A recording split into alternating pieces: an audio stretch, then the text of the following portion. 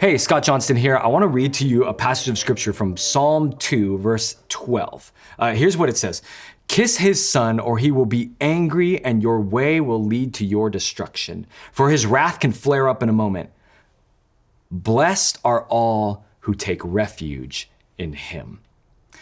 What I've found from scripture, the biblical narrative is pretty true that you and I, we all desire to have a king in our lives. The problem is that throne in our lives, that throne in our heart can only fit one person, God. That Jesus is the king in our lives. But sometimes we reject God as king. That we all as humanity have rejected God as king at one point in our lives, which means you and I actually have to replace that throne with someone or something. It reminds me of how growing up, my family, usually after church on Sundays, we would go to an all-you-can-eat buffet. Ours was Fresh Choice because it was the freshest choice. But I loved going to this all-you-can-eat buffet because we would go up in line and I would fill my plate with a very balanced meal. We're talking like 3 slices of pizza, a handful of chicken nuggets, maybe an Eggo waffle, nothing green. I skipped over the green stuff. And then I would go and get an appetizer like, I don't know, the chocolate and vanilla swirl frozen yogurt, right? And so I'd sit down with all of that and I would eat it and it would be so good in the moment.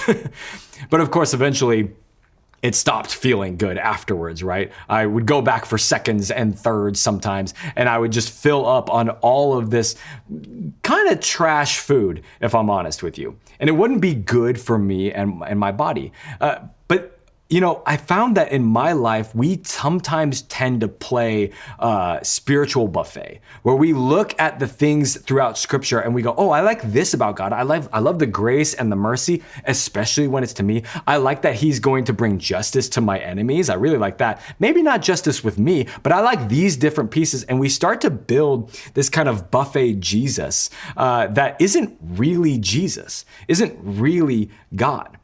You see, Christianity, this following of the way of Jesus, following Jesus himself, the Bible doesn't leave room for us to play an all-you-can-eat buffet with him. There aren't pieces of the Bible that we should be picking and choosing as, oh, I like that part and I don't like that part, so I'm gonna ignore that part. But instead, we accept all of it. And part of accepting that is to accept that, yeah, that God really is king over everything in our lives. That he is the one true king in our lives. Because when you and I try to replace God in our lives, well, it goes poorly for us. And there's a lot of things that you can replace on the throne of your life. You can look at money and think, oh, well, that's going to provide security and success for me, so I'm going to place that on the throne of my life. Except money is fleeting, not just in this life, but also in the next. You can't take it with you. Some of we place spouses on the throne of our life thinking, okay, well, as long as my spouse cares about me, as long as they don't fail me, then my life is going to be good and stable and successful. But the problem is you didn't marry Jesus, right? You didn't marry a perfect person. They cannot sit on the throne of your life. That throne is meant for one being, one individual, one God. Like Jesus is the one who deserves that throne in your life. And he is the only one it fits.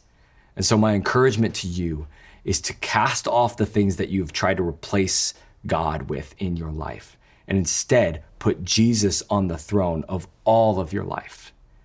And he will be faithful and just and merciful, and he will guide you in compassion and love. I hope this encourages you today.